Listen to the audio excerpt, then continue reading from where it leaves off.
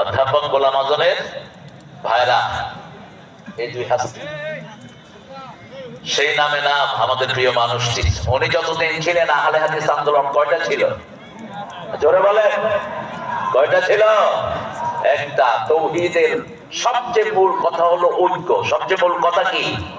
ঐক্য। মুসা আলাইহিস সালামের কওম বাছুর পূজা করেছে।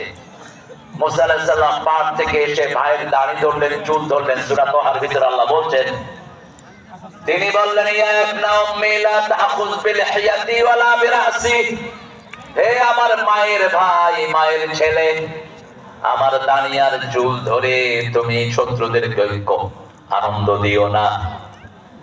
তিনি বলছেন, কেন বাছুর পূজা শুরু হলো? তুমি দাওয়াত দিলা না কেন? একটা কথা বললেন হারুন আলাইহিস সালাম, ইন্নী খাশিতু আন তাকুলা ফাররাকতা বনি ইসরাঈল, আমি ভয় পেয়েছি যদি এদেরকে তাওহীদের দাওয়াত দেই তাহলে বনি ইসরাঈলের মধ্যে দুটো গ্রুপ হয়ে যাবে। এই ঐক্যের জন্য আমি তাদেরকে কিছুই বলি নাই, তোমার জন্য রেখে দিয়েছি। সুবহানাল্লাহ বলতে ইচ্ছা করে না। আর একটা কথাও তিনি বললেন না, একটা কথাও তিনি বললেন না। আজকে যদি আহলে হাদিস আন্দোলন একটা থাকতো, বাংলাদেশে কোন বেদাতি মাথা তুলে দাঁড়াতে পারতো না। ঠিক না ঠিক?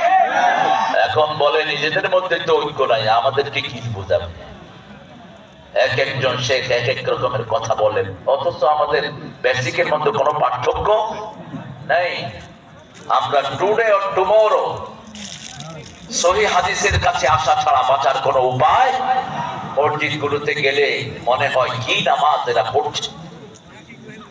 অধিকাংশ মসজিদ গুলোতে নামাজের শৃঙ্খলা নাই, ইমামরাও জানে না কিভাবে কাতার সোজা করতে হয়। ঠিক কিনা?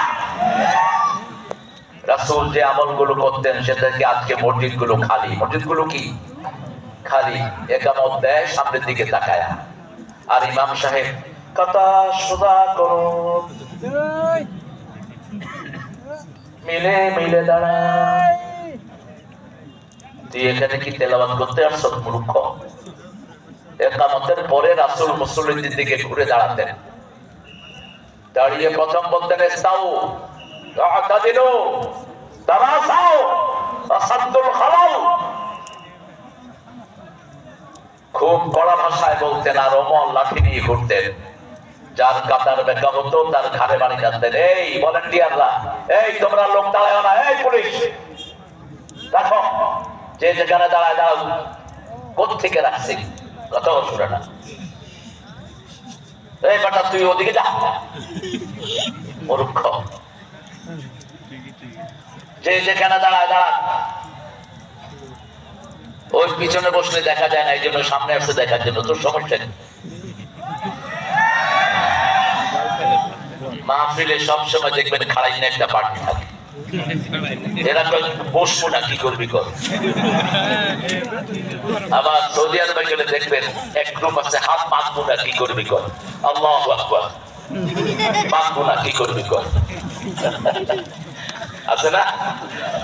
আপনি কিলাকিলি করবেন, আপনি সহিটা বলে দিবেন। যার তৌফিক কুলাবে সে আমল করবে, যার কপাল খারাপ সে পোড়া কপাল হবে। ঠিক কিনা? আপনি আপনার বাণীটা পৌঁছে দিবেন। গতকাল এখানে কথা বলেছেন, আজকে এখানে আরেকজন শেখ আব্দুর রহিম কাসেমি, কোথায়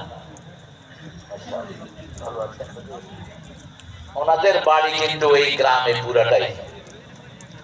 ওনার দাদারা 7 ভাই ছিল, 4 বোন ছিল। হ্যাঁ ঠিক আছে, আমি সব খবর নিয়ে ফেলেছি। নাহাল, তারপরে তাফাজ্জল, ইসমাইল, এরা সব ওনাদের গোষ্ঠী। আল্লাহ হুজুরকে কবুল করুন, হুজুরের জীবনের সব আমলগুলো আল্লাহ কবুল করুন। আমি আস্তে আস্তে বলতে বলতে গলা শুকায় গেছে। জোরে কহিলে কি গুনাহ হইবে? জোরে বলেন আমিন। আপনার আমিনের সাথে ফেরেশতার আমিন মিলে গেলে গুনাহগুলো মাফ করে দিবেন কে? এই সওয়াব থেকেও তো আমরা বঞ্চিত। ইদা ওয়াফাকাল আমিনু মাআল মালাইকা গুফিরা লাকা মা